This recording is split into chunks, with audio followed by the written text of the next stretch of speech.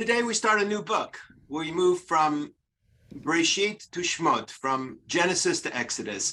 And unlike many other transitions between books and the Torah, this is a pretty seamless one in the sense that the narrative continues, albeit it very quickly fast forwards hundreds of years. But the transition from Jacob and Joseph and the brothers still happens in that first couple of sentences in Shemot.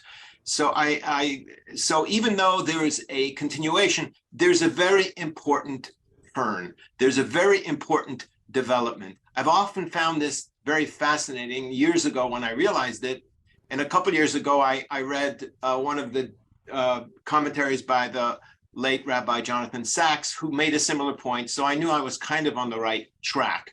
And as I think more and more about this turn, it now raises some troubling questions for me. And I'm going to end there, and hopefully we'll get there all together. So the transition from Genesis to Exodus is often seen as the transition from family to nation. Genesis is about family. Exodus is, if I could coin a phrase, about the birth of a nation. And we typically see that in terms of Moshe wandering in the desert, covenant with a people and a nation at Sinai, etc. However, I think it already happens in the first sentences of today's Parsha.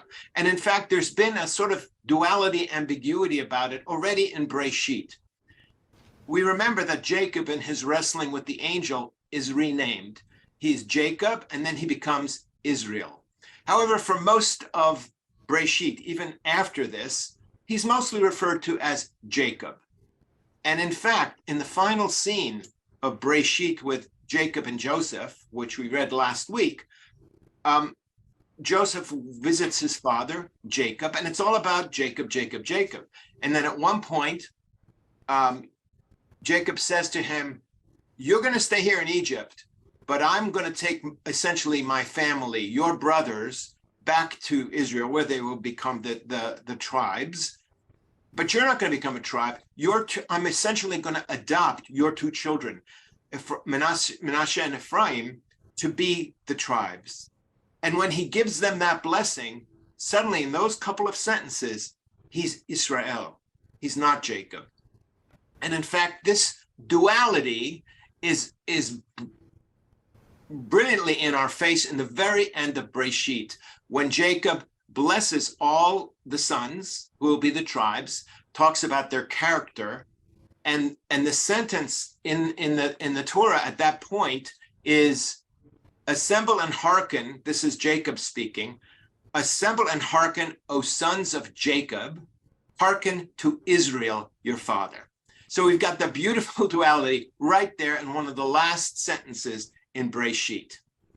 And that duality is resolved not hundreds of years later with Moshe leading the nation, but already in today's Parsha, in the very beginning of Shemot, which starts, Ve'ele Shemot, and these are the names, the genealogy, Bnei Yisrael. So even though they're talking about the tribes, the sons, they're now Bnei Yisrael. So this is the really important turn that happens right at the beginning. And then that generation pretty much dies right then and there. But in the ensuing years, their progeny multiply geometrically. And this is noticed by the Pharaoh. A new king arose over Egypt who did not know Joseph. And he said to his people, "Look, the Israelite people are much too numerous for us. Vayomar lamo, hine am bnei Yisrael rav ve'atzum mimenu." The nation, Am Bnei Israel. This is the first time we are actually called an Am, right at the beginning of Exodus, but by the Pharaoh, by a foreigner, if you will. And that's also really important to notice. And you know, this Lo Yada Yosef, knew not Joseph, is often seen as he didn't know about the lineage here. He didn't know how important and powerful Joseph was and what he did to the Egyptians. And perhaps for that reason, the Israelites were vulnerable. But I also think that knew not Joseph also can reinforce this idea. He wasn't really aware of the whole family lineage of Bnei Yaakov that then multiplied. He knew this as Am Yisrael, which he saw as a threat and which he then oppressed. And then hundreds of years later, as we know in the rest of the book, we then transform ultimately to a nation that leaves Egypt and creates the covenant at Mount Sinai. So what is the relevance here? I think that duality between family and nation, the familial and the national, and the richness that that can bring also brings attention. And I think the concept that's closest to this notion of family and national and nation is the concept of tribe. And in fact, in our common day language, many of us, you might say something like, oh, they are an MOT, a member of the tribe. For many of us, that tribal connection, which is to me that sense of family and peoplehood, is a source of joy, richness, and connection.